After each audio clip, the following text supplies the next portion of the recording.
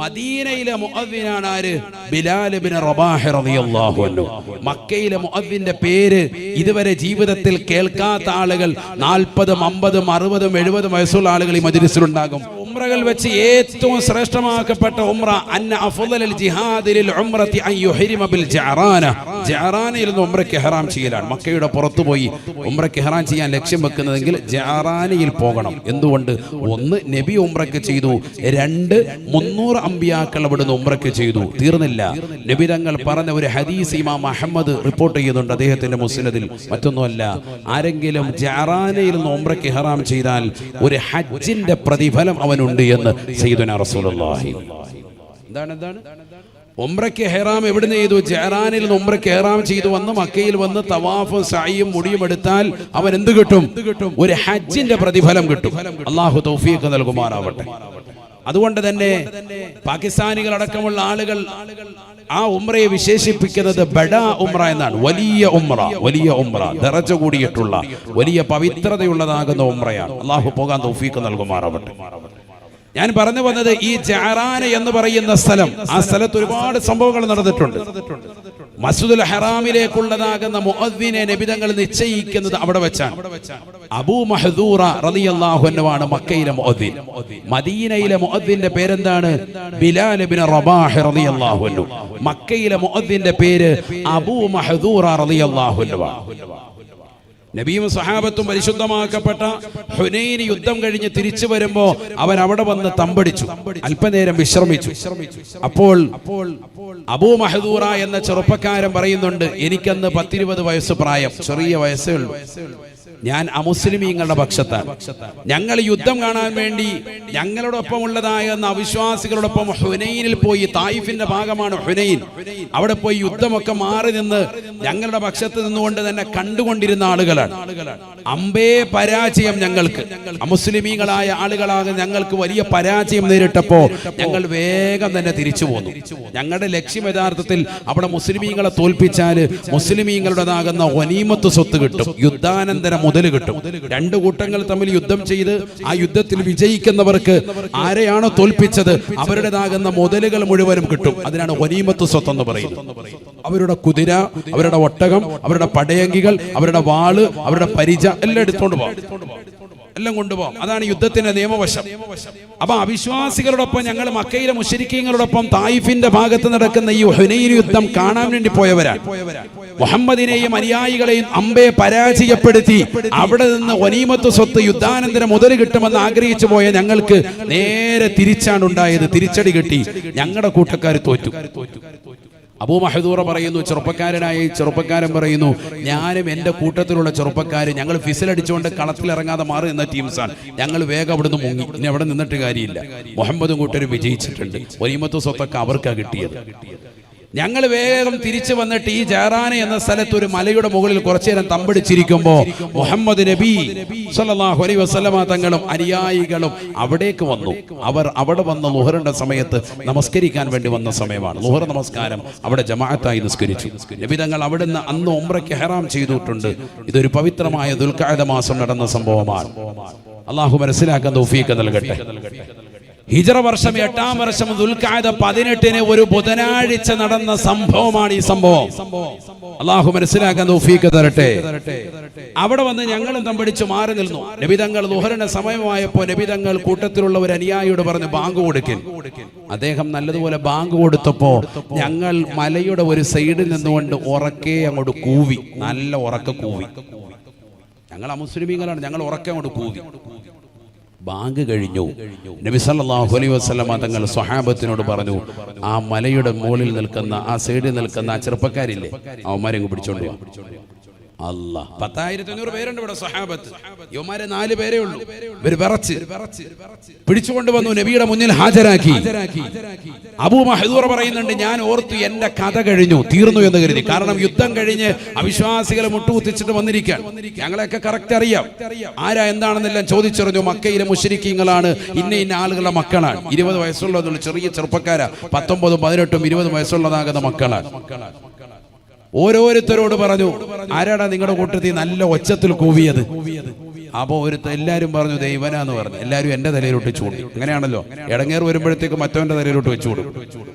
അപ്പൊ എല്ലാവരും എന്റെ നേരെ ചൂണ്ടി. അബൂ മഹ്ദൂറ പറയാൻ എന്റെ നേരെ വിരല് ചൂണ്ടി ദേവനാന്ന് പറഞ്ഞ് എല്ലാവരും ചൂണ്ടി. ശരി തന്നെയാണ്, ഞാനാണ് അല്പം സ്വരത്തിൽ ഒച്ചത്തിൽ തന്നെ കൂവിയത് ഞാൻ തന്നെയാണ് ബാങ്ക് വിളിച്ച സമയത്ത്.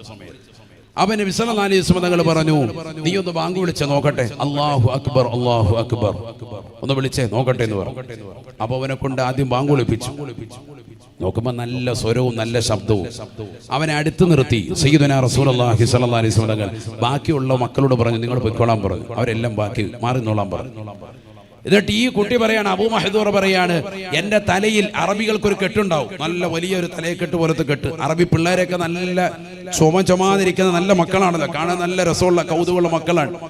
10-20 വയസ്സുള്ളതാകുന്ന എന്റെ തലയിൽ ആ തലയെക്കെട്ട് അഴിച്ചു വെച്ചിട്ട് എന്റെ തലമുടികളിൽ പ്രവാചകൻ തടവി, മുഹമ്മദ് നബി സല്ലല്ലാഹു അലൈഹി വസല്ലം. എന്നിട്ട് എന്റെ ഹൃദയത്തിലേക്ക് ഇങ്ങനെ കൈവച്ചുകൊണ്ട് എന്തോ മന്ത്രിച്ചു സയ്യിദുനാ റസൂലുള്ളാഹി. അബൂ മഹ്ദൂറ പറയാണ്, എന്റെ ഹൃദയത്തിൽ നിന്നും എന്റെ ശരീരത്തിൽ നിന്നും എന്തോ പറന്നകലുന്നത് പോലെ എനിക്ക് തോന്നി. ഞാൻ ആ സെക്കൻഡിൽ തന്നെ പ്രവാചകന്റെ കയ്യിലേക്ക് ചേർത്ത് പിടിച്ചിട്ട് പറഞ്ഞു, അശ്ഹദു അല്ലാ ഇലാഹ ഇല്ലല്ലാഹ് വ അന്നക മുഹമ്മദുർ റസൂലുള്ളാഹ്. ഞാൻ ഷഹാദത്ത് കലിമ ചൊല്ലി. അബൂ മഹ്ദൂറ എന്ന് പറയുന്ന 20ഓളം വയസ്സുള്ള ചെറുപ്പക്കാരൻ പറയുകയാണ്, എനിക്ക് ബാങ്കിന്റെ ഓരോ ലഫ്ളുകളും പ്രവാചകർ സല്ലല്ലാഹു അലൈഹി വസല്ലം തങ്ങൾ പറഞ്ഞു തന്നു. ഇന്നിവിടെ മഗ്രിബിന്റെ ബാങ്ക് മുഴങ്ങി, ആ മഗ്രിബിന്റെ ബാങ്ക് മുഴങ്ങിയത് അതേ നിലയ്ക്ക് നബി സല്ലല്ലാഹു അലൈഹി വസല്ലം തങ്ങൾ ഓരോ ലഫ്ളുകളും എനിക്ക് പറഞ്ഞു തന്നു. ഞാനത് ഏറ്റു ചൊല്ലി. അറബി പയ്യനായതുകൊണ്ട് തന്നെ പെട്ടെന്ന് പഠിക്കാൻ പറ്റുമല്ലോ, ഞാൻ ഹൃദ്യസ്ഥമാക്കി. നബി തങ്ങൾ ഒരു കത്തെഴുതി വേഗം തന്നെ മക്കയിലെ ഗവർണറാകുന്ന വ്യക്തിയുടെ കയ്യിലേക്ക് കത്ത് കൊണ്ടുപോയി കൊടുക്കണം. നീയാണ് അടുത്ത വഖത്ത് മുതൽ ബാങ്ക് വിളിക്കുന്ന മക്കയിലെ മുഅദ്ദിൻ എന്ന് ഹബീബ് മുഹമ്മദ് മുസ്തഫ. പഠിച്ചു വെക്കണേ പ്രിയപ്പെട്ടതാകുന്ന മുസ്ലിമേ മുസ്ലിമത്തെ. കടന്നു വന്നതാകുന്ന പുതുവിശ്വാസിക്ക് പരിശുദ്ധ പ്രവാചകൻ നൽകുന്ന സ്ഥാനം എത്രയാണ്?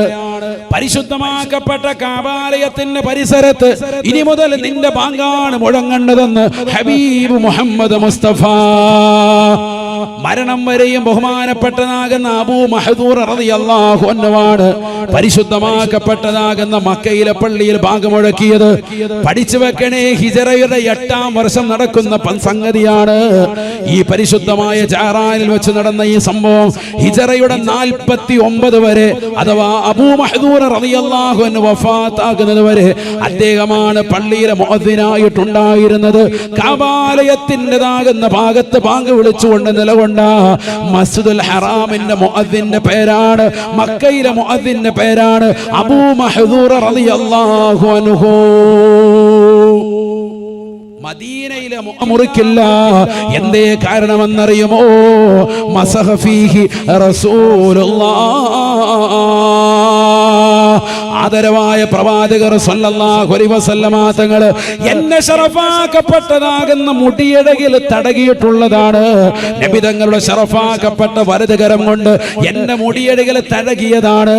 അതുകൊണ്ട് തന്നെ ഈ മുടി ഞാൻ വെട്ടാൻ തയ്യാറല്ല എന്ന് അബൂ മഹ്ദൂർ റളിയല്ലാഹു അൻഹു. നബി തങ്ങളോടുള്ള സ്നേഹം, നബിയുടെ ബറക്കത്ത് ലക്ഷ്യം വെച്ച് ആ മുടി അദ്ദേഹം മുറിച്ചിട്ടില്ല. ഇതൊക്കെ സംഭവമാണ്, ചരിത്രങ്ങളാണ്. ഇത് വെറുതെ ഇരുന്ന് പറയല്ല, ശരിക്കും മനസ്സിലായിക്കോണം. നബി തങ്ങൾ സല്ലല്ലാഹു അലൈഹി വസല്ലം തങ്ങൾ അദ്ദേഹത്തിന്റെ മുടിയിടയിൽ തടകി. എപ്പോ? ഹിജറയുടേതാകുന്ന 8ാം വർഷം ജഅറാൻ എന്ന് പറയുന്ന സ്ഥലത്ത് വെച്ച് ഉംറയ്ക്ക് വേണ്ടി ഇഹ്റാം ചെയ്യാൻ വന്നപ്പോ ആ തടവിയതാകുന്ന ബറക്കത്ത് മരണം വരെയും നിലനിർത്തി. ഹിജറയുടെ 49 വഫാത്താകുന്നവരെ അദ്ദേഹത്തിന്റെ മുടിയിൽ തൊടാൻ സമ്മതിച്ചിട്ടില്ല. അദ്ദേഹം പറയുന്നു, ഈ മുടി ഞാൻ വെട്ടില്ല. മുടി ഇങ്ങനെ നീട്ടി വളർത്തിയിട്ടുണ്ട്. ബഹുമാനപ്പെട്ടവർ, ഒരു സദസ്സിലിരുന്നാൽ അദ്ദേഹത്തിന്റെ മുടി നിലത്ത് മുട്ടുമായിരുന്നു എന്നാണ്. സ്ത്രീകളുടെ മുടി പോലെ നീട്ടി അങ്ങനെ വളർത്തിയിരിക്കുക. ഒരു സദസ്സിൽ അദ്ദേഹം ഇരുന്നാല് അദ്ദേഹത്തിന്റെ മുടി ഇങ്ങനെ പുറയിലൂടെ വന്ന് നിലത്ത് മുട്ടുമായിരുന്നു. അത്ര വലിയ മുടി അതിങ്ങനെ കെട്ടഴിച്ചു വിട്ടാല്. പക്ഷെ അദ്ദേഹം അത് വെട്ടിയില്ല. എന്താ കാരണം? അദ്ദേഹം പറയുന്നു, മസഹ ഫീഹി റസൂലുള്ളാഹി സ്വല്ലല്ലാഹു അലൈഹി വസല്ലം. എന്റെ പ്രവാചകനാകുന്ന മുഹമ്മദ് നബി സ്വല്ലല്ലാഹു അലൈഹി വസല്ലം തങ്ങൾ തടവിയിട്ടുള്ളതാകുന്ന പവിത്രമാക്കപ്പെട്ടതാകുന്ന മുടിയാണിത്. പ്രവാചകരുടെ ശറഫാക്കപ്പെട്ട കൈകൊണ്ട് തടവിയതാണ്, അതുകൊണ്ട് തന്നെ ബറക്കത്തുള്ളതാണ്, ഇത് ഞാൻ വെട്ടാൻ നിൽക്കില്ല. മഹാനായ അബൂ മഹ്ദൂർ റളിയല്ലാഹു അൻഹു മക്കയിലെ മുഅദ്ദിനായി ഹിജ്റയുടെ 49 വഫാത്തായ പരിശുദ്ധമാക്കപ്പെട്ട മുഅദ്ദിന്റെ പേരാണ് അബൂ മഹ്ദൂർ റളിയല്ലാഹു അൻഹു. മനസ്സിലാക്കണം. ഞാൻ എന്തിനാ ഇത് സാന്ദർഭ്യം പറഞ്ഞത്? ചെറുപ്പക്കാരെ ഒന്നും അരികുവൽക്കരിക്കണ്ട. അവർ കള്ളു കുടിക്കുന്നവരാണ്, വ്യഭിചരിക്കുന്നവരാണ്, സിനിമയുടെ ആൾക്കാരാണ്, സീരിയലിന്റെ ആൾക്കാരാണെന്ന് പറഞ്ഞ് ഒരാളെയും നമ്മൾ തള്ളേണ്ടതില്ല. അവരെയൊക്കെ ഉൾക്കൊള്ളണം. കള്ളുകുടിക്കുന്നവനെ അവനെ ഉപദേശിക്കണം, നിർദ്ദേശങ്ങൾ കൊടുക്കണം. അവൻ അടിക്കടി അതിൽ നിന്ന് മാറ്റിയിട്ട് അവൻ അതിൽ നിന്ന് ഒഴിവാക്കി യഥാർത്ഥ മുസ്ലിമാക്കി യഥാർത്ഥ സാലിഹീങ്ങളിൽ ചേർത്ത് സ്വർഗാവകാശികളിലേക്ക് കൊണ്ടുവരാൻ ഈ ഉമ്മത്തിലുള്ളവർ തയ്യാറാകണം. രക്ഷിതാക്കൾ അതിന് തയ്യാറാകണം. അല്ലാതെ അവൻ കള്ളുകുടിക്കുന്നവനാണ്, അവനെ മൈൻഡ് ചെയ്യണ്ട എന്ന് പറഞ്ഞ് അവനെ അങ്ങ് പാടെ ഒഴിവാക്കുകയല്ല. അവനെ അരികുവൽക്കരിക്കാതെ ചേർത്ത് നിർത്തി മാന്യമായ ഉപദേശം കൊടുത്ത് തിരിച്ചു കൊണ്ടുവരണം. ഇന്നത്തെ യുവതലമുറയാണ് നാളത്തെയുടെ ഉന്നതമായ കാവൽക്കാർ, ഈ ദീനിന്റെ കാവൽപടന്മാർ. അല്ലാഹു തൗഫീഖ് നൽകുമാറാവട്ടെ. അല്ലാഹു തൗഫീഖ് നൽകുമാറാവട്ടെ. പ്രിയമുള്ളവരെ, സയ്യിദുനാ റസൂലുള്ളാഹി സ്വല്ലല്ലാഹു അലൈഹി വസല്ലമ തങ്ങൾ, പ്രവാചകർ സല്ലല്ലാഹു അലൈഹി വസല്ലമ തങ്ങളുടെ വാക്ക് ജീവിതത്തിൽ അന്വർത്ഥമാകാൻ പോവാൻ.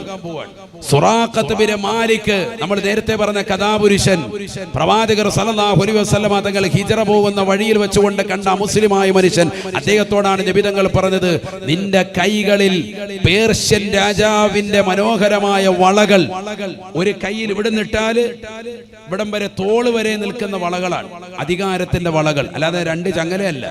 ആ വിശാലമായ വളകൾ നിന്റെ കയ്യിൽ അണിയിക്കപ്പെടുന്ന ഒരു കാലം വരും സയ്യിദുനാ റസൂലുള്ളാഹി. എന്നാ നബി പറഞ്ഞത് ഹിജ്റ പോകുമ്പോ തുടങ്ങുമ്പോ പറഞ്ഞതാണ്. 8 വർഷങ്ങൾക്ക് ശേഷം ഈ മനുഷ്യൻ ജഅറാനയിൽ വെച്ച് നബി സല്ലല്ലാഹു അലൈഹി വസല്ലമ തങ്ങളുടെ അടുക്കൽ വന്നിട്ട് നബിയോട് പറയുന്നു, അശ്ഹദു അല്ലാ ഇലാഹ ഇല്ലല്ലാഹ് വ അന്നക മുഹമ്മദുർ റസൂലുള്ളാഹ്. 8 വർഷങ്ങൾക്ക് ശേഷമാണ് അദ്ദേഹം മുസ്ലിം ആകുന്നത്. കാരണം അദ്ദേഹത്തിന് അതുവരെ പഠിക്കലായിരുന്നു. ഈ മുഹമ്മദ് ഒരു സാധാരണ മനുഷ്യനല്ല എന്ന് പഠിച്ചു, ഉന്നത ശ്രേണിയിലുള്ള വ്യക്തിയാണെന്ന് തിരിച്ചറിഞ്ഞു. 8 വർഷങ്ങൾക്ക് ശേഷം അദ്ദേഹം ജഅറാനിൽ വന്ന് നബി തങ്ങളുടെ അടുക്കൽ വന്ന് ഷഹാദത്ത് കലിമ ചൊല്ലി മുസ്ലിമായി. സുറാഖത്ത് ബിൻ മാലിക് റളിയല്ലാഹു അൻഹു ആയി സ്വഹാബിയായി മാറി. പഠിച്ചു വെക്കണം നിങ്ങൾ.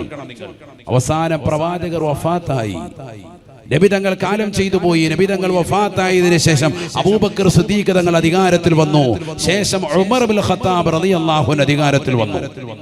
പഠിക്കണം നിങ്ങൾ, ചരിത്രം പഠിക്കണം, നബിയുടെ പുലരുന്ന പ്രവചനങ്ങൾ പഠിക്കണം നമ്മൾ. മഹാനായ ഉമർ ഇബ്നുൽ ഖത്താബ് റളിയല്ലാഹു അൻഹുവിന്റെ കാലഘട്ടത്തിൽ അദ്ദേഹം പരിശുദ്ധമാക്കപ്പെട്ടതാകുന്ന നാടുകൾ പിടിച്ചെടുക്കാൻ, കിസ്റ അടക്കമുള്ള രാജ്യങ്ങൾ പിടിച്ചെടുക്കാൻ സഅദ് ബിൻ അബീ വഖാസ് റളിയല്ലാഹു അൻഹു നേതൃത്വത്തിൽ ഒരു സൈന്യത്തെ നിയോഗിക്കുകയാണ്. ഖാദിസിയ യുദ്ധം നടക്കുകയാണ്. ഹിജ്റയുടെ 15ാമത്തെ വർഷം, 8 വർഷം ഹിജ്റയുടെ 8ലാണ് അദ്ദേഹം മുസ്ലിമായത്. ശേഷം അതാ ഒരു 8 കൊല്ലം തികയുന്നതിന് മുമ്പ്, 8ാമത്തെ കൊല്ലത്തിലേക്ക് എത്തുന്നതിന് മുമ്പ് പരിശുദ്ധമാക്കപ്പെട്ട കിസ്റ ഇസ്ലാമിന്റെ അധീനതയിലേക്ക് വരുകയാണ്.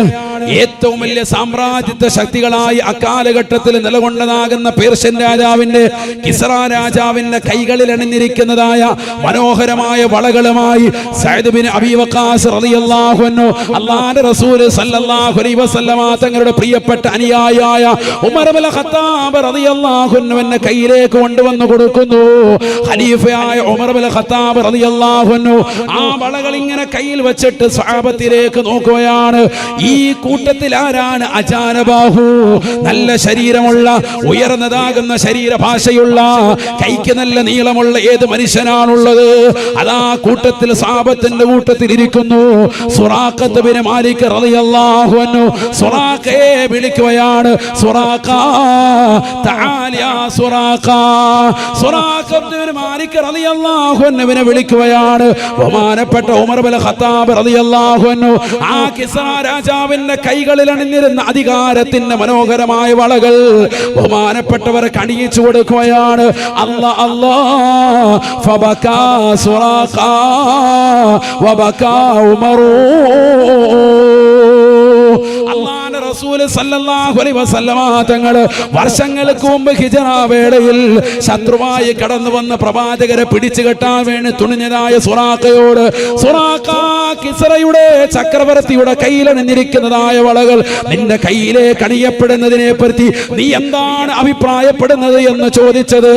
ഇന്ന് വർഷങ്ങൾക്കിപ്പുറം 15 വർഷങ്ങൾക്ക് ശേഷം, 1 അല്ല 2 അല്ല 10 അല്ല 15 വർഷങ്ങൾക്ക് ശേഷം ഹിജ്റയുടെ 15ാമത്തെ വർഷം ഖാദിസിയ യുദ്ധത്തിൽ വിജയിച്ചിടക്കി ശത്രുക്കളെ മുഴുവനും തോറ്റു തുന്നം പാടിച്ച് പേർഷ്യൻ രാജാവിന്റെ കയ്യിലണിഞ്ഞിരിക്കുന്ന വളകളുമായി സഅദ് ബിൻ അബീ വഖാസ് റളിയല്ലാഹു അൻഹു ബഹുമാനപ്പെട്ട ഉമർ തങ്ങളുടെ ചാരത്ത് വന്നുകൊണ്ട് ആ വളകൾ നൽകിയപ്പോ അത് ബഹുമാനപ്പെട്ട ഉമർ ഇബ്നു ഖത്താബ് റളിയല്ലാഹു അൻഹു ബഹുമാനപ്പെട്ട സുറാഖയെ ധരിപ്പിക്കുകയാണ്. സുറാഖ അത് ധരിച്ചുകൊണ്ട് സഹാബത്തിന്റെ മുന്നിൽ നിൽക്കുന്നു. സ്വർണത്തിന്റെ വളകളാണ് ഇത് അണിയിച്ചിട്ട് ബഹുമാനപ്പെട്ട ഉമർ റളിയല്ലാഹു അൻഹു കരയുകയാ. അല്ലാഹുവിന്റെ റസൂൽ പറഞ്ഞത് എത്ര ശരിയാ. വർഷങ്ങൾക്ക് മുമ്പ് പുലരുന്ന പ്രവചനം നടത്തിയതല്ലേ ഇന്ന് 15 വർഷങ്ങൾക്ക് ശേഷം ഈ സദസ്സിൽ വെച്ചുകൊണ്ട് പുലർന്നല്ലോ എന്ന് ബഹുമാനപ്പെട്ട ഉമർ ഇബ്നുൽ ഖത്താബ് റളിയല്ലാഹു അൻഹു. സുറാഖ റളിയല്ലാഹു അൻഹു കരഞ്ഞു, സ്വഹാബത്തും പൊട്ടിക്കരഞ്ഞു നബി തങ്ങളുടെ ആ വാക്കോർത്ത്. ആലോചിച്ചു നോക്ക് നിങ്ങൾ. അവർക്കന്ന് സങ്കല്പിക്കാൻ കഴിയില്ല. അത്ര തന്നെ ഏറ്റവും നിസാരമായി കഴിഞ്ഞിരുന്ന ആളുകൾ, ഏറ്റവും നിസാരമായി കഴിഞ്ഞിരുന്ന ആളുകൾ, സാമ്പത്തികമായി, ശാരീരികമായി, മാനസികമായി എല്ലാ നിലയ്ക്കും കഴിഞ്ഞിരുന്നവർ 15 വർഷങ്ങൾക്ക് ശേഷം അധിനിവേശ സാമ്രാജ്യത്തിന്റെ തലവന്മാരാകുന്ന പേർഷ്യയെ മുട്ടുകുത്തിച്ചിട്ട് അവരുടെ കൈകളിലിരിക്കുന്ന വളകൾ കൊണ്ടുവന്ന് കയ്യിലിട്ടപ്പോ അല്ലാഹു അക്ബർ, അല്ലാഹു അക്ബർ തക്ബീർ ചൊല്ലിപ്പോയി സ്വഹാബത്ത്. അതിനുശേഷം ഉമർ റളിയല്ലാഹു അൻഹു പറഞ്ഞു ഊരിക്കും. അത് ഊരി. കാരണം സ്വർണ്ണമാണ്, പുരുഷന്മാർക്ക് അത് അണിയാൻ പാടില്ല, നിഷിദ്ധമാണ്. നബി തങ്ങൾ പറഞ്ഞതിന്റെ പേരിലൊന്ന് അണിയിച്ചു. പിന്നെ അത് കൊണ്ടുവന്ന് അതിന്റെ തൂക്കം നോക്കിയിട്ട് അത് വിറ്റത് സാധുക്കൾക്ക് അതിന്റെ പണം കൊടുത്തു എന്ന് ചരിത്രരേഖയിൽ കാണാം. ഞാൻ പറഞ്ഞു വന്നത് നബി തങ്ങൾ പറഞ്ഞിട്ടുള്ള ആ വചനം എത്ര കൃത്യമായി ക്രിയാത്മകമായി ചരിത്രം പറയുന്നു. ഉമർ റളിയല്ലാഹു അൻഹു യഥാർത്ഥത്തിൽ സ്വഹാബത്തിനിടയിൽ തന്റെ അനുയായികൾക്കിടയിൽ ഒരാളെ പരതി നോക്കുമ്പോൾ നല്ല അജാനബാഹു, കൈയും കാലും ഒക്കെ നീളമുള്ള ഒരു മനുഷ്യൻ സുറാഖയേ ഉള്ളൂ. അതുകൊണ്ടാണ് അദ്ദേഹത്തെ വിളിച്ചത്. വിളിച്ചിട്ടതിന് ശേഷമാണ് അദ്ദേഹം നബി തങ്ങൾ പറഞ്ഞ ആ വചനം സുറാഖയിൽ നിന്ന് ഓർക്കുന്നതും അപ്പോഴാണ് അതിനെപ്പറ്റി അതിന്റെ ആഴം ചിന്തിക്കുന്നത്. അതിനുമുമ്പ് അവർ ചിന്തിച്ചതേ ഇല്ല. കാര്യം നടന്നു, നബി തങ്ങൾ പറഞ്ഞ കാര്യങ്ങൾ നടക്കുന്നു. സല്ലല്ലാഹു അലൈഹി വസല്ലം. فإن فضل رسول الله ليس له حد فيعرب عنه ناطق بفمه. ആദരവായ പ്രവാചകന്റെ മദ്ഹ് പാടി തീർക്കാൻ ലോകത്ത് ഒരാൾക്കും സാധ്യമല്ല. അതിനൊരു പൂർണ്ണതയില്ല. നബി തങ്ങളെ മദ്ഹ് ചെയ്താൽ തീരൂല. സാദാ സീത മനുഷ്യനാണെങ്കിലല്ലേ തീരൂ. ആരാ ഇത്? ഹബീബായ മുഹമ്മദ് റസൂലുള്ളാഹി സ്വല്ലല്ലാഹു അലൈഹി വസല്ലം. നബി തങ്ങൾ പിന്നെ യാത്ര ചെയ്ത് ആ മരുഭൂമിയിലൂടെ യാത്ര ചെയ്ത് റബീഉൽ അവ്വൽ 1 ഗാർ സൂറിൽ തിങ്കളാഴ്ച ദിവസം തുടങ്ങിയ യാത്ര അടുത്ത തിങ്കളായപ്പോഴത്തേക്കും നബി തങ്ങളുടെ ഒട്ടകം ചെന്ന് മുട്ടുകുത്തുന്നത് ഇന്നത്തെ ഖുബാ പള്ളിയുടെ പരിസരം, അതിന്റെ ഖിബിലയുടെ ഭാഗം മഹാനായ കുൽസും ബിൻ ഹദ്മ റളിയല്ലാഹു അൻഹുവിന്റെ വീട്ടുമുറ്റത്താണ്. ഉംറയ്ക്കൊക്കെ പോയിട്ടുള്ള ആളുകൾ ഖുബാ പള്ളി സന്ദർശിക്കും അല്ലേ? പോയിട്ടില്ലേ? ഖുബാ പള്ളി പോയി നിസ്കരിച്ചവരൊന്ന് കൈയുയർത്തിക്ക് നോക്കട്ടെ. മാഷാ അല്ലാഹ്, അല്ലാഹു നമുക്കൊക്കെ പോകാനും നിസ്കരിക്കാനും തൗഫീഖ് നൽകട്ടെ. ആ പള്ളിയുടെ കിബിലയുടെ ഭാഗത്ത് മിമ്പർ മെഹ്റാബ് നിൽക്കുന്നതിന്റെ പുറത്ത് വെളിയിൽ, നിങ്ങൾ വെളിയിൽ വന്ന് നോക്കണം. ഇനി അടുത്ത പ്രാവശ്യം ഉംറയ്ക്ക് പോകുമ്പോൾ അവിടെ ഒരു ഈന്തപ്പനയുടെ മനോഹരമായ ഒരു ചെറിയ തോട്ടം, അവിടെ ഒരു ചെറിയ ബോർഡ് ഇപ്പോൾ സ്ഥാപിച്ചിട്ടുണ്ട്. നിലവിൽ ഇപ്പോൾ സർക്കാർ സ്ഥാപിച്ചിട്ടുണ്ട്, ഗവൺമെന്റ്. അവിടെ എഴുതിയിട്ടുണ്ട് ആ ബോർഡിൽ, ഇവിടെയാണ് കുൽസും ബിൻ ഹദ്മ റളിയല്ലാഹു അൻഹുവിന്റെ വീട് നിന്ന സ്ഥലം. ശരിക്കും മനസ്സിലാക്കണം. ആ മിമ്പറിനോട് ചേർന്ന് കിബിലയുടെ ഭാഗത്തോട് ചേർന്നുകൊണ്ടൊരു ബോർഡ് കൊടുത്തിട്ടുണ്ട്. ഇവിടെയാണ് മഹാനായ സഅദ് ബിൻ ഖൈസമ റളിയല്ലാഹു അൻഹു വീട് നിന്ന സ്ഥലം. എന്താണ് ഇത് രണ്ടും പ്രത്യേകത? എന്താ? നബി സല്ലല്ലാഹു അലൈഹി വസല്ലം ഒട്ടകം വന്ന് 450 കിലോമീറ്റർ സഞ്ചരിച്ചിട്ട് പിന്നെ വന്ന് ഒട്ടകം മുട്ടുകുത്തുന്നത് ഇവിടെയാണ്. എവിടെ? മദീനയിലല്ല. മദീന മുന്നേയുണ്ട്, 4 കിലോമീറ്റർ ഉണ്ട്. മസ്ജിദ് ഖുബാ പള്ളി സ്ഥിതി ചെയ്യുന്നതാകുന്ന സ്ഥലത്താണ് ആദ്യം ഒട്ടകം മുട്ടുകുത്തുന്നത്. അതെവിടെ? ഈ സ്വഹാബിയുടെ വീട്ടുപടിക്കൽ, കുൽസും ബിൻ ഹദ്മ റളിയല്ലാഹു അൻഹു വീട്ടുപടിക്കലാണ്. അത് അല്പം ഉയർച്ച ഉള്ള ഒരു സ്ഥലമാണ്. നബി സല്ലല്ലാഹു അലൈഹി വസല്ലമ തങ്ങൾ അവിടെ ഇറങ്ങി. അബൂബക്കർ സിദ്ദീഖ് റളിയല്ലാഹു അൻഹു ഇറങ്ങി. ആ നാട്ടുകാരാകുന്ന ബനു അംർ ഗോത്രക്കാർ അവർ പറഞ്ഞു, ഞങ്ങൾക്കൊരു പള്ളി വേണം. നബിയെ, തങ്ങൾ ആ പള്ളിക്ക് തറക്കല്ലിട്ടാലും. നബി സല്ലല്ലാഹു അലൈഹി വസല്ലമ തങ്ങൾ പള്ളിക്ക് തറക്കല്ലിട്ടു. വന്ന ദിവസം തന്നെ, തിങ്കളാഴ്ച ദിവസമാണ് ചെല്ലുന്നത്, അന്ന് തന്നെ കല്ലിട്ടു. റബീഉൽ അവ്വൽ 8. ശരിക്കും മനസ്സിലാക്കണം. ആ കല്ലിട്ട് അതിന്റെ മുകളിൽ അബൂബക്കർ സിദ്ദീഖ് റളിയല്ലാഹു അൻഹുവും പ്രിയപ്പെട്ടനാകും ഉമർ റളിയല്ലാഹു അൻഹു ഒക്കെ കല്ലുവെച്ചു. അതുകൊണ്ട് തന്നെ ഒരു വീടിനെ കല്ലിടൽ, പള്ളിക്ക് കല്ലിടൽ, അതൊക്കെ നല്ല സ്വാലിഹീങ്ങളെ കൊണ്ട് ചെയ്യിക്കലും ഒക്കെ നല്ല പുണ്യമുള്ളതാണെന്ന് ഇതിലൂടെ തന്നെ മനസ്സിലായി. ഒരുപാട് സംഭവങ്ങളാണ്, കേവലം ഒരു ഹിജറയല്ല, അതിലൂടെ പലതും പഠിപ്പിക്കാൻ. ത്യാഗം പഠിപ്പിക്കുന്നു, ജീവിതം പഠിപ്പിക്കുന്നു, പലതുമുണ്ട്. മാഷാ അല്ലാഹ്, നബി സല്ലല്ലാഹു അലൈഹി വസല്ലമ തങ്ങൾ അവിടെ കല്ലിട്ടു. 4 ദിവസം കൊണ്ട് ആ പള്ളി ഏകദേശ നിലയ്ക്ക് പണിയെത്തി. ഈന്തപ്പന ഓലകളൊക്കെ മറച്ചുകൊണ്ടുള്ള പള്ളിയാണല്ലോ, മണൽ തരി വിരിച്ചിട്ടുള്ളതാകുന്ന പള്ളിയാണ്. അതാണ് മസ്ജിദ് ഖുബാ. അതിന്റെ തുടക്കം അങ്ങനെയാണ്, ഖുബാ പള്ളി. 4 ദിവസം നബി സല്ലല്ലാഹു അലൈഹി വസല്ലം തങ്ങൾ രാത്രിയിൽ രാപാർത്തത് ഈ സ്വഹാബിയുടെ വീട്ടിലാണ്. ഏത്? കുൽസും ബിൻ ഹദ്മ റളിയല്ലാഹു അൻഹു, സ്വഹാബിയാണ്. നബി ചെല്ലുന്നതിന് മുമ്പേ തന്നെ അവിടെ വിശ്വാസികളുണ്ടല്ലോ.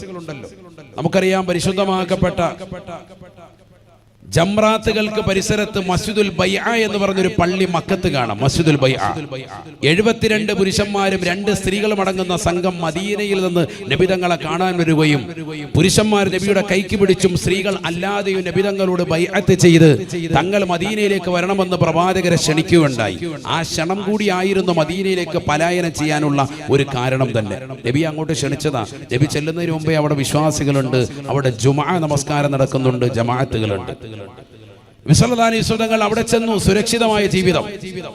അങ്ങനെ നബി സല്ലല്ലാഹു അലൈഹി വസല്ലം തങ്ങൾ 4 ദിവസം അവിടെ താമസിക്കുമ്പോൾ രാത്രിയിൽ ഈ സ്വഹാബിയുടെ വീട്ടിൽ, പകലിൽ നേരത്തെ സൂചിപ്പിച്ച പോലെ പള്ളിയോട് ചേർന്ന് ഒരു ബോർഡ് കാണാം, മഹാനായ സഅദ് ബിൻ ഖൈസമ റളിയല്ലാഹു അൻഹു അദ്ദേഹത്തിന്റെ വീട്ടിലാണ്. രാത്രിയിൽ, പകലിൽ അവിടെ വന്ന് നിൽക്കും. അതിനാ അവിടെ നിൽക്കുന്നത്. അവിടെ നിൽക്കുമ്പോൾ ഒരുപാട് ആളുകൾ വരുന്നുണ്ട്. അടുത്ത് തന്നെയാണ്, വലിയ ദൂരമൊന്നുമില്ല. ഈ സ്റ്റേജിന്റെ ഈ തുടക്ക ഭാഗവും ഈ സ്റ്റേജിന്റെ അവസാന ഭാഗവും അത്ര തന്നെ ഉള്ളൂ, ചെറിയൊരു ഭാഗം വ്യത്യാസം. സഅദ് ബിൻ ഖൈസമ റളിയല്ലാഹു അൻഹു വീട്ടിൽ പകല് നിന്ന് ആളുകളെയൊക്കെ കണ്ട് അവരുടെ ആവശ്യങ്ങളൊക്കെ പൂർത്തീകരിക്കും. പള്ളിയുടെ പണിയൊക്കെ നോക്കി നിൽക്കും. സ്വഹാബത്ത് ചെയ്യുന്നതൊക്കെ പ്രവാചകർ നിർദ്ദേശം കൊടുക്കും. അങ്ങനെ വേണം, ഇങ്ങനെ വേണം എന്നൊക്കെ നിർദ്ദേശം കൊടുക്കും. അതിനുശേഷം നബി സല്ലല്ലാഹു അലൈഹി വസല്ലം രാത്രിയാവുമ്പോൾ വിശ്രമിക്കാൻ ഇപ്പുറത്ത് വരും. കുൽസും ബിൻ ഹദ്മ റളിയല്ലാഹു അൻഹു വീട്ടിൽ വരും. അങ്ങനെ 4 ദിവസം അവിടെ താമസിച്ചു. തിങ്കൾ, ചൊവ്വ, ബുധൻ, വ്യാഴം, റബീഉൽ അവ്വൽ 8, 9, 10, 11. 12ാമത്തെ ദിവസം റബീഉൽ അവ്വൽ 12 വരുന്നത് അന്നൊരു വെള്ളിയാഴ്ച ദിവസമാണ്. ശരിക്കും മനസ്സിലാക്കണം. നബി സല്ലല്ലാഹു അലൈഹി വസല്ലം തങ്ങൾ ആ ജുമുഅ ദിവസം, വെള്ളിയാഴ്ച ദിവസം രാവിലെ കുളിച്ച് റെഡിയായി നിയ്യത്ത് വെച്ച് പുറപ്പെടുന്നു. യസ്രിബ് എന്ന് പറയുന്ന മദീനയിലേക്കുള്ള വീണ്ടും യാത്ര 4 കിലോമീറ്ററാണ്. ഇവിടെ നിന്ന് അങ്ങോട്ടേക്ക് മസ്ജിദ് ഖുബായുടെ പരിസരത്ത് നിന്ന് 4 കിലോമീറ്ററാണ് ഉള്ളത്. നബി സല്ലല്ലാഹു അലൈഹി വസല്ലം തങ്ങൾ അങ്ങോട്ടേക്ക് യാത്ര പോകുന്നതിന് മുമ്പ് ഖുബാ പള്ളിയുടെ തൊട്ടടുത്ത് തന്നെ മാറിയിട്ടുള്ളൊരു പള്ളിയാണ് ഇന്നും നിങ്ങൾക്ക് കാണാം, മസ്ജിദുൽ ജുമുഅ. ജുമുഅ എന്ന പേരിൽ ഒരു പള്ളിയുണ്ട്. ആ പള്ളിക്ക് അങ്ങനെ പേര് വീഴാൻ കാരണം നബി സല്ലല്ലാഹു അലൈഹി വസല്ലം തങ്ങൾ വന്നുകൊണ്ട് അവിടെ അന്നത്തെ ജുമുഅയ്ക്ക് നേതൃത്വം കൊടുക്കുകയാണ്. നബി വരുന്നതിന് മുമ്പ് മദീനക്കാരായ ആളുകളെ, അൻസാരികളാകുന്ന സ്വഹാബത്തിനെ ചേർത്ത് നിർത്തി ജുമുഅ നടത്തിയിരുന്നു. ആര്? മഹാനായ അസ്അദ് ബിൻ സുറാറ റളിയല്ലാഹു അൻഹു, സ്വഹാബിയാണ്. അദ്ദേഹത്തിന്റെ നേതൃത്വത്തിൽ അവിടെ ജുമുഅ നേരത്തെയുണ്ട്. KL 21 P 75 75. ഈ വണ്ടി ഒന്ന് മാറ്റി കൊടുക്കണം, അനിവാര്യമാണ് എന്ന് പ്രത്യേകം അറിയിച്ചിട്ടുണ്ട്. KL 21 P 75 75 ഒന്ന് മാറ്റി കൊടുത്തു. പ്രസംഗം നീട്ടുന്നില്ല, 10 മിനിറ്റുള്ളിൽ ചുരുക്കും. അല്ലാഹു നമ്മളെ സാലിഹീങ്ങൾ ചേർക്കട്ടെ. അസ്അദ് ബിൻ സുറാറ റളിയല്ലാഹു അൻഹു നേതൃത്വത്തിൽ ജുമുഅ നേരത്തെയുണ്ട്. അന്ന് വെള്ളിയാഴ്ച നബി തങ്ങൾ വന്നപ്പോൾ നബിയല്ലേ ചീഫ് ഇമാം, ഏറ്റവും അത്യുത്കൃഷ്ട വ്യക്തിയാണ് സ്വഹാബിയായ അസ്അദ് ബിൻ സുറാറ റളിയല്ലാഹു അൻഹു മാറി. നബി അന്ന് ചീഫ് ഇമാമായി പള്ളിക്ക് നിന്നു, ഇമാമത്ത് നിന്നു, ആളുകൾക്ക് നേതൃത്വം കൊടുത്തു, ജുമുഅ നടന്നു. അവിടെ പിൽക്കാലത്ത് വന്ന വലിയ പള്ളിയാണേത്, മസ്ജിദുൽ ജുമുഅ. ഖുബാ പള്ളിയുടെ പരിസരത്ത് തന്നെ നിങ്ങൾക്ക് കാണാം. അല്ലാഹു തൗഫീഖ് നൽകട്ടെ. ജുമുഅ നമസ്കരിച്ചിട്ട് നബിയും സ്വഹാബത്തും അവിടുന്ന് പോവാൻ. നബി ഒട്ടകപ്പുറത്ത് കയറി. നബി സല്ലല്ലാഹു അലൈഹി വസല്ലം തങ്ങളോടൊപ്പം അനുയായികൾ അബൂബക്കർ സിദ്ദീഖും കൂട്ടരും എല്ലാവരും ഉണ്ട്. അങ്ങനെ മദീനയിലേക്ക് എത്തുമ്പോഴാണ്, അക്കാലഘട്ടത്തിലെ യസ്രിബ് എന്ന് വിളിപ്പേരുള്ള നാട്ടിലേക്ക് എത്തുമ്പോഴാണ് സ്വഹാബത്ത് വിളിച്ചു പാടിയത് ത്വലഅൽ ബദ്റു അലൈനാ മിൻ സനിയാത്തിൽ വദാഇ വജബ ശുക്രു അലൈനാ മാ ദഅ ലില്ലാഹി ദാഇ. ഇന്നും നിങ്ങൾക്ക് പരിശുദ്ധമാക്കപ്പെട്ട മസ്ജിദുൻ നബവിയിൽ നിന്ന് മദീന പള്ളിയുടെ പരിസരത്തുള്ള ഗമാമ എന്ന പള്ളിയുണ്ട്, മസ്ജിദുൽ ഗമാമ. ആ ഗമാമ പള്ളിയുടെ ബാക്ക് സൈഡിലൂടെ ഒരു യാത്ര നിങ്ങൾക്ക് നടത്തിയാൽ നടന്നു പോകാൻ പറ്റുന്ന നിലയ്ക്ക് കല്ലുകൾ പാകിയിട്ടുള്ള മനോഹരമായ ഒരു നടപ്പാതയുണ്ട്. എങ്ങോട്ടേക്ക്? ഖുബാ പള്ളിയുടെ പരിസരത്തേക്ക്. ആ വഴിയിലൂടെ ഇങ്ങനെ നടന്നാൽ 50 മിനിറ്റ് കൊണ്ട് നിങ്ങൾക്ക് പരിശുദ്ധമായ മസ്ജിദുൻ നബവിയിൽ നിന്ന് മദീന പള്ളിയിലേക്ക് നടന്നാലെത്തും. ഞാൻ നടന്നിട്ടുണ്ട്, അതുകൊണ്ടാണ് ഈ പറഞ്ഞത്. നടന്നു പോയാലെത്തും. വണ്ടി സൗകര്യമുണ്ട്, ചെറിയ ചെറിയ വണ്ടികളുണ്ട്. അതിന് 10 റിയാൽ കൊടുത്താൽ നിലവിൽ 2026 വാത് കേൾക്കുന്നവർക്കായി പറയുന്നത് കേട്ടോ. ഇനി ഈ ലൈവ് 10 കൊല്ലത്തിന് ശേഷം കേട്ടിട്ട് പറയും അവിടെ ചെന്ന് വെള്ളം ഉണ്ടാക്കണ്ട, ഉമ്മനം പറഞ്ഞായിരുന്നു 10 റിയാലുള്ളെന്ന് പറഞ്ഞ് ഒച്ചപ്പാടുണ്ടാക്കരുത്. 2026 നിലവിൽ 10 റിയാലേ ഉള്ളൂ അങ്ങോട്ടേക്ക് പോകാൻ. തിരിച്ച് ഇങ്ങോട്ട് വരാൻ 10 റിയാലും കൊടുക്കണം. ഒരു 20 റിയാൽ കൊടുത്താൽ റാഹത്തായിട്ട് ഖുബാ പള്ളി പോയി നിസ്കരിച്ച് വരാൻ പറ്റും. ഞാൻ അതിനൊരു സൗകര്യം പറഞ്ഞതാണ്. സാധാരണ നമ്മൾ മദീന സിയാറത്ത് ചെയ്യുമ്പോഴത്തേക്കും വണ്ടിയിൽ നമ്മൾ പോകാറുണ്ട്, പോയി നിസ്കരിക്കാറുണ്ട്. അതിനപ്പുറം നിനക്ക് രാത്രിയിലോ പകലോ എപ്പോൾ വേണമെങ്കിലും 24 hours ആണ്, 24 മണിക്കൂറും ഖുബാ പള്ളിയിലേക്ക് പോകാൻ സൗകര്യമുണ്ട്. അങ്ങനെ നീ പോകുമ്പോൾ, നടന്നിങ്ങനെ പോകുമ്പോൾ ഇരു സൈഡുകളിലൊന്ന് നോക്കണം. മതിലിൽ ഇങ്ങനെ കൊത്തി വെച്ചിട്ടുണ്ട്, എഴുതി വെച്ചിട്ടുണ്ട് ഞാൻ ഈ പാടിയ പാട്ട്. ഇന്നുമുണ്ട്. ഏത്? طلع البدر علينا من ثنيات الوداع وجب الشكر علينا ما دعا لله داعي. ഈ മനോഹരമായ വരികളൊക്കെ റോഡുകളിൽ ഇങ്ങനെ പെയിന്റ് കൊണ്ട് വൃത്തിയായിട്ട് ലേഖനം ചെയ്യപ്പെട്ടിരിക്കുകയാണ്, റോഡിന്റെ ഇരുഭാഗങ്ങളിലും. അള്ളാഹു കാണാൻ തൗഫീഖ് നൽകട്ടെ. അതിനർത്ഥം നബിതങ്ങൾ അവിടെ എത്തിയപ്പോഴത്തേക്കും ഖുബാ പള്ളിയിൽ നിന്ന് ഇറങ്ങി രാവിലെ വെള്ളിയാഴ്ച ദിവസം റബീഉൽ അവ്വൽ 12-ന് ജുമാ നമസ്കരിച്ച് ജുമാ നമസ്കാരാനന്തരം പ്രവാചകർ മദീനയിലേക്ക് ഇങ്ങനെ പ്രവേശിക്കുമ്പോൾ സ്വഹാബത്ത് ഉറക്കെ പാടുകയാണ്. ആ അസറിന്റെ സമയത്ത് ഉറക്കെ പാടി ഈ പാട്ട്. മാഷാ അല്ലാഹ്, ആ പാട്ട് കേട്ട് സന്തോഷത്തോടെ നബിതങ്ങൾ വരുന്നു. നബിയുടെ ഒട്ടകം വന്നുകൊണ്ട് മുട്ടുകുത്തി മഹാനായ അബൂ അയ്യൂബുൽ അൻസാരി റളിയല്ലാഹു അൻഹു വീട്ടുപടിക്കൽ. അതാണ് നമ്മൾ പഠിച്ചിട്ടുള്ളത്. അബൂ അയ്യൂബുൽ അൻസാരി അള്ളാഹുവിന്റെ വീട്ടുപടിക്കൽ ഒട്ടകം മുട്ടുകുത്തി എന്ന്. സ്വഹാബത്ത് ഓരോരുത്തരും കൊതിച്ചു, നബിയുടെ ഒട്ടകം ഇവിടെ മുട്ടുകുത്തിയിരുന്നെങ്കിൽ എത്ര നന്നായിരുന്നു. അൻസാരികൾ അങ്ങനെയാണല്ലോ. അൻസാരികൾ എന്ന് പറഞ്ഞാൽ നബി സല്ലല്ലാഹു അലൈഹി വസല്ലമ തങ്ങൾ വല്ലാതെ ഇഷ്ടം വെച്ചവരാണ്.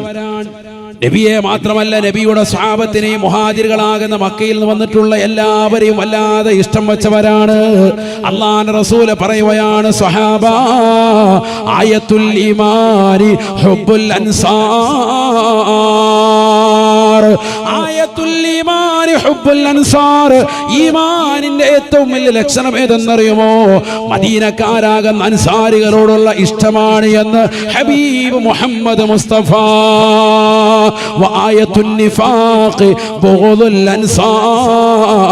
അൻസാരികളാകുന്ന മദീന നിവാസികളോട് ആർക്കെങ്കിലും ദേഷ്യമുണ്ടോ, കോപമുണ്ടോ? അവർക്ക് ഏറ്റവും വലിയ കാപട്യത്തിന്റെ ആളുകളാണ്, അവർ കപടതയുടെ മുഖത്തിന്റെ ആളുകളാണ്, അവർ മുനാഫിക്കീങ്ങളാണ് എന്ന് ഹബീബ് മുഹമ്മദ് മുസ്തഫ. അൻസാരികളെ ഇഷ്ടം വെക്കൽ ഈമാനിന്റെ അടയാളമാണ്, അവരെ വെറുക്കൽ നിഫാഖിന്റെ അടയാളമാണ്, കപടതയുടെ അടയാളമാണ്. കാരണം നബിക്കും സഹാബത്തിനും അത്രയേറെ സ്നേഹം പകർന്നു നൽകിയവരാണ്. നബി എവിടെ വന്ന് ഒട്ടകം മുട്ടുകുത്തുമോ വല്ലാത്ത ഇഷ്ടം. ഇവിടെ വന്നാലും നബി പറഞ്ഞു, ഞാൻ സമ്മതിക്കൂല. എവിടെയാണ് ഒട്ടകം മുട്ടുകുത്തുന്നത് അവിടെ താമസിക്കും. ഒട്ടകം വന്ന് മുട്ടുകുത്തിയത് അബൂ അയ്യൂബുൽ അൻസാരി റളിയല്ലാഹുവിന്റെ വീട്ടുപടിക്കലാണ്. പഠിക്കണം. ഈ അബൂ അയ്യൂബുൽ അൻസാരി റളിയല്ലാഹു അദ്ദേഹത്തിന്റെ ഖബർ ഉള്ളത് തുർക്കിയിലാണ്. ഞാൻ സിയാറത്ത് ചെയ്തിട്ടുണ്ട്. അല്ലാഹു പോകാനും സിയാറത്ത് ചെയ്യാനും തൗഫീഖ് നൽകുമാറാവട്ടെ. തുർക്കിയിലാണ് അദ്ദേഹത്തിന്റെ ഖബറുള്ളത്. വലിയ മനോഹരമായ മഖ്ബറ, വളരെ രമ്യഹർമ്മമാകുന്ന വലിയ ഒരു കുബ്ബയുടെ താഴ്ഭാഗത്ത്. അവിടെ ഇട്ടിരിക്കുന്ന കാർപ്പറ്റൊക്കെ കണ്ടാണ്ടല്ലോ അല്ലാഹ്, അവിടെ കിടന്ന് ഉറങ്ങാൻ തോന്നും, പിന്നെ എഴുന്നേക്കൂല. നല്ല തുർക്കി കാർപ്പറ്റ്, അത്ര മനോഹരമായി. അതിന്റെ പരിസരത്തിൽ നിന്നിട്ട് ഒരാൾ എപ്പോഴും ഇരുന്ന് ഖുർആൻ ഇങ്ങനെ ഓതിക്കൊണ്ടിരിക്കും. ഖുർആൻ ഓതിക്കൊണ്ടിരിക്കാൻ ഒരാളെ നിർത്തിയിട്ട് 24 മണിക്കൂറും ഖുർആൻ ഇങ്ങനെ ഓതിക്കൊണ്ടിരിക്കാൻ, രാവും പകലും 24 മണിക്കൂറും. ഇതൊക്കെ 24 hours നടക്കുന്നതാ. കാണണമെങ്കിൽ തുർക്കി വരെ ഒന്ന് പോകണമെന്നേ ഉള്ളൂ. അല്ലാഹു തൗഫീഖ് നൽകട്ടെ. അബൂ അയ്യൂബ് അൽ അൻസാരി റളിയല്ലാഹു അൻഹു ഒരു വീട്ടുപടിക്കൽ വന്ന് മുട്ടുകുത്തി. സുബ്ഹാനല്ലാഹ്, അദ്ദേഹത്തിന് വലിയ സന്തോഷം. അദ്ദേഹം നബി സല്ലല്ലാഹു അലൈഹി വസല്ലം തങ്ങൾക്ക് വേണ്ടുന്ന എല്ലാ സൗകര്യങ്ങളും ചെയ്തു കൊടുത്തു. നബിയോട് ചോദിച്ചു, നബിയെ, എന്റെ വീട് 2 തട്ടാണ്. വലിയ വാർക്കപ്പേരയൊന്നുമല്ല, അല്ലാതെ തന്നെ ഈന്തപ്പന മടലുകൾ കൊണ്ട് ചേർത്ത് വെച്ചിട്ട് ഉണ്ടാക്കിയിട്ടുള്ള തട്ടുകളാണ്. ഞാൻ എവിടെയാണ് താമസിക്കേണ്ടത്? തങ്ങൾ പറഞ്ഞാൽ തങ്ങൾക്ക് മുകളിൽ തന്നെ താമസിക്കാം. അതാകുമ്പോൾ റാഹത്താണ്, നല്ല ചുറ്റും കാണുകയൊക്കെ ചെയ്യാം. ബാൽക്കണി ഇരുന്നുകൊണ്ട് എല്ലാ കാഴ്ചകളും കാണാം. നബി പറഞ്ഞു, അതൊന്നും വേണ്ട, ഞാൻ താഴെ താമസിച്ചോളാം. കാരണം കൂടുതൽ ആളുകൾ എന്നെ കാണാൻ വരും. അപ്പൊ എനിക്ക് എളുപ്പം അതാണ്, നിങ്ങൾക്ക് സൗകര്യം അതാണ്. അബൂ അയ്യൂബ് അൽ അൻസാരി റളിയല്ലാഹു അൻഹു ഭാര്യയും മുകളിൽ താമസിച്ചു. നബിയുടെ നിർബന്ധത്തിന് നിമിത്തമായി രാത്രിയിൽ അല്പം വെള്ളമൊന്ന് കമിഴ്ന്നു പോയി താഴോട്ട്. അദ്ദേഹത്തിന് ഉറക്കം കിട്ടുന്നില്ല, ടെൻഷൻ. നബിയുടെ ശരീരത്തിൽ വീണിട്ടുണ്ടാവുമോ? നേരം വെളുത്തു രാവിലെ ചാടി ഇറങ്ങി നബിയോട് ചോദിച്ചു, നബിയെ, വെള്ളം വല്ലതും വേണോ? നബി പറഞ്ഞില്ല, ഒന്നും സംഭവിച്ചിട്ടില്ല. യഥാർത്ഥത്തിൽ നബിയുടെ ശരീരത്തിൽ വീണിട്ടില്ല, ഒരു സൈഡിലാണ് ഉണ്ടായിട്ടുള്ളത്. അദ്ദേഹം അന്ന് നിർബന്ധിച്ചു, നബിയെ, തങ്ങൾ മുകളിൽ കിടന്നാൽ മതി, എനിക്ക് പ്രശ്നമാണ്, ഉറക്കം കിട്ടുന്നില്ല. നബി പറഞ്ഞു, ഒരു പ്രശ്നമില്ല, ഞാൻ പറഞ്ഞു ചെയ്താൽ നിങ്ങൾ മുകളിൽ തന്നെ താമസിച്ചോ. അദ്ദേഹത്തിന് ജീവിതം മുഴുവൻ അങ്ങനെ തന്നെ അവസരം കൊടുത്തു സയ്യിദുനാ റസൂലുള്ളാഹി സ്വല്ലല്ലാഹു അലൈഹി വസല്ലം. എന്ന് പറഞ്ഞാൽ അവർക്ക് അത്ര ഇഷ്ടമാണ്, നബിയെ അത്ര ഇഷ്ടമാണ്. നബിക്ക് വേണ്ടി എന്തും ചെയ്യും, എന്തും ത്യജിക്കും, അതിനുവേണ്ടി റെഡിയാണ് അദ്ദേഹം, കുടുംബം എല്ലാം. സഹോദരങ്ങളെ, പഠിച്ചു വെക്കണം. അവിടെ വന്ന് നബി തങ്ങൾ താമസിച്ചു. ആ താമസിച്ചതാകുന്ന സന്ദർഭത്തിൽ നബി ആദ്യം ചെയ്തത്, ആ താമസിച്ചതിന്റെ പരിസരത്ത് സഹീൽ സുഹൈൽ എന്ന് പറയുന്നതാകുന്ന 2 യത്തീം കുട്ടികൾക്ക് 40 സ്വർണ്ണ നാണയം കൊടുത്തിട്ട് അവിടെ ഒരു സ്ഥലം പ്രവാചകൻ വാങ്ങുകയാണ്. അബൂബക്കർ സിദ്ദീഖ് തങ്ങളോട് പറഞ്ഞു, ഈ സ്ഥലം വാങ്ങണം. ആ സ്ഥലം വാങ്ങി. ആ സ്ഥലം അന്ന് വെള്ളമൊക്കെ വന്ന് വീഴുന്നതായ സ്ഥലമാണ്. ആ വെള്ളമൊക്കെ വന്ന് വീഴുന്ന സ്ഥലം, ജൂതരുടേതാകുന്ന തോട്ടങ്ങളൊക്കെ നിൽക്കുന്ന സ്ഥലം, അതെല്ലാം നബി തങ്ങളെല്ലാം റെഡിയാക്കി, മണ്ണിട്ട് മൂടി, അതൊക്കെ സമനിരപ്പാക്കി. വെള്ളത്തിൻ്റെതാകുന്ന ചാലുകളൊക്കെ ഉണ്ടായിരുന്നു, അതൊക്കെ ഒഴിവാക്കി നല്ല സമനിരപ്പാക്കി ആ ഭൂമി റെഡിയാക്കി എടുത്തു. അവിടെയാണ് നബി തങ്ങൾ പണിതത് മസ്ജിദുൻ നബവി, മദീന പള്ളി. വീടല്ല ആദ്യം പണിതത്, പള്ളിയാണ് നബി ആദ്യം പണിതത്. പഠിക്കണം. ഹിജറ ചെയ്ത് വന്ന ഘട്ടങ്ങളിലൊക്കെ 4 ദിവസം മുമ്പ് മറ്റൊരിടത്ത് പള്ളി പണിതു, മസ്ജിദ് ഖുബ. ശേഷം 4 ദിവസങ്ങൾക്ക് ശേഷം റബീഉൽ അവ്വൽ 12-ന് വെള്ളിയാഴ്ച ദിവസം എത്തിയ സ്ഥലത്തും നബി തങ്ങൾ വീണ്ടും ഒരു പള്ളി പണിതു, സയ്യിദുനാ റസൂലുള്ളാഹി. അതാണ് മസ്ജിദുൻ നബവി. പിന്നീട് നബി സല്ലല്ലാഹു അലൈഹി വസല്ലം തങ്ങൾ അവിടെ താമസിച്ചിട്ടുള്ള കാലം അത്രയും മരണം വരെയും എല്ലാ ശനിയാഴ്ച ദിവസം നബിക്കൊരു യാത്രയുണ്ട് മദീനയിലുള്ളപ്പോ. എവിടേക്കാണത്? മസ്ജിദ് ഖുബായിലേക്ക് നടന്നു പോകും. ആ വഴിയാണ് ഞാൻ ഇന്ന് പറഞ്ഞത്, കല്ലുപാകി വൃത്തിയാക്കിയിട്ടുണ്ട്. ഒട്ടകത്തിന്റെ പുറത്തു പോകും, കഴുതപ്പുറത്ത് പോകും, കുതിരപ്പുറത്ത് പോകും, നടന്നും അല്ലാതെയും നബി തങ്ങൾ എല്ലാ ശനിയാഴ്ചയും പോയി 2 റക്അത്ത് നിസ്കരിക്കുമായിരുന്നു മസ്ജിദ് ഖുബായിൽ പോയി. കാരണം താൻ ആദ്യമായി ഹിജറ ചെയ്ത് വന്ന സ്ഥലത്ത് ആദ്യമായി കല്ലിട്ട് പണിതതാകുന്ന പള്ളിക്ക് പ്രത്യേകത ലോകത്തെ അറിയിച്ചു കൊടുത്തു. ഇന്നും പരിശുദ്ധമാക്കപ്പെട്ട മസ്ജിദുൽ ഹറാം, മസ്ജിദുൻ നബവി, മസ്ജിദുൽ അഖ്സ കഴിഞ്ഞാൽ ഏറ്റവും പുണ്യമുള്ള പള്ളിയായി അയിമ്മത്തുകൾ രേഖപ്പെടുത്തിയ ഒരു പള്ളിയാണ് മസ്ജിദ് ഖുബ. അല്ലാഹു തൗഫീഖ് നൽകട്ടെ. നബി തങ്ങൾ പറഞ്ഞു, മൻ അതാ താഹിറാ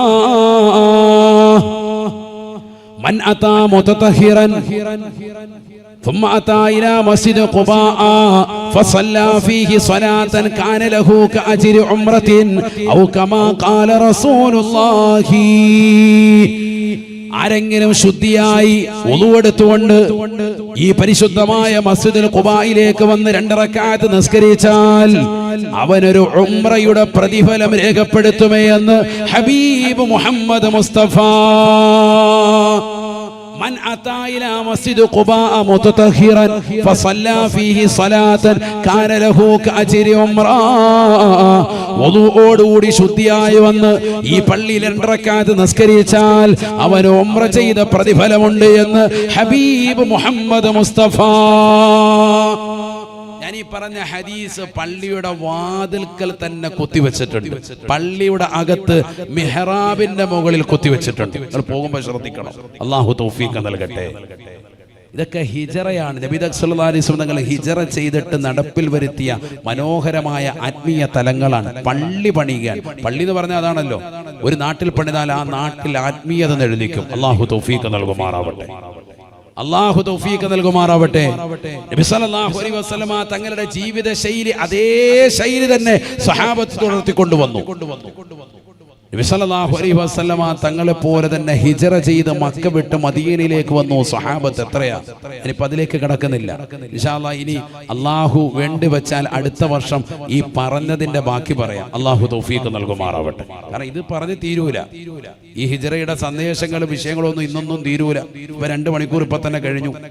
ഇനി ഇൻഷാ അല്ലാഹ് അടുത്ത വർഷം നമുക്ക് അള്ളാഹു വേണ്ടുക വെച്ചാൽ ആഫിയത്തും ദീർഘായുസ്സും ഉണ്ടെങ്കിൽ ക്ഷണിക്കപ്പെട്ടാൽ നമുക്ക് ഇൻഷാ അല്ലാഹ് വീണ്ടും പറയാം. അള്ളാഹു തൗഫീഖ് നൽകട്ടെ. തൽക്കാലം ഇവിടെ വെച്ച് നിർത്താണ്. സയ്യിദുനാ റസൂലുള്ളാഹി സ്വല്ലല്ലാഹു അലൈഹി വസല്ലമ തങ്ങളെ അവിടുത്തെ ഹിജറ പറഞ്ഞിട്ടുള്ള ഈ മഹനീയമായ സദസ്സ് അള്ളാഹു കബൂൽ ചെയ്ത് അനുഗ്രഹിക്കുമാറാവട്ടെ. ചുരുക്കി പറഞ്ഞാൽ ഇന്ന് നമ്മൾ പറഞ്ഞതിൽ ഏറ്റവും വലിയ സന്ദേശം എന്ന് പറയുന്നത്, ലോകത്തെ ഏത് ശത്രു നിന്റെ മുന്നിൽ വന്നാലും നിനക്ക് രക്ഷാകവചം അള്ളാഹു ആണ്, അവന്റെ റസൂലാണ്. ദീൻ മുറുകെ പിടിച്ച് ജീവിച്ചോ എങ്കിലും നിനക്ക് അള്ളാഹു സംരക്ഷണം നൽകും. എത്ര വലിയ ശത്രുവായിരുന്നാലും, നിന്റെ കുടുംബത്തിനാകട്ടെ, സമൂഹത്തിലാകട്ടെ, സമുദായത്തിലാകട്ടെ, ഇതര സമുദായത്തിലാകട്ടെ, ഏത് രീതിക്കുള്ളതാകുന്ന ശത്രുക്കൾ നിന്റെ കച്ചവടത്തിൽ, നിന്റെ ബിസിനസ്സിൽ നീ താറടിച്ച് കാണാനും നിന്നെ ഇല്ലായ്മ ചെയ്യാനും നിന്റെ എല്ലാ സമ്പത്തും ഉന്മൂലനം ചെയ്യപ്പെടാനും ഒക്കെ ആഗ്രഹിക്കുന്ന ഏത് വ്യക്തികളെയും അടിയറവ് പറയിപ്പിക്കാൻ അള്ളാഹുവിനോടുള്ള അചഞ്ചലമായ തഖ്വ കൊണ്ട് നിനക്ക് സാധ്യമായി തീരും. ഈ സന്ദേശമാണ് ഹിജറയിൽ ഒന്നാമതായി നൽകുന്നത് എന്നുള്ളത് മനസ്സിലാക്കുക. അള്ളാഹു നമുക്ക് തൗഫീഖ് നൽകുമാറാവട്ടെ. ലോക മുസ്ലിമീങ്ങൾക്ക് അള്ളാഹു സമാധാനം നൽകുമാറാവട്ടെ. നമ്മുടെ ഈ സ്നേഹവും ഈ ഐക്യവും ഈ കൂട്ടായ്മയും എക്കാലഘട്ടത്തിലും അള്ളാഹു നിലനിർത്തി നൽകി അനുഗ്രഹിക്കുമാറാവട്ടെ.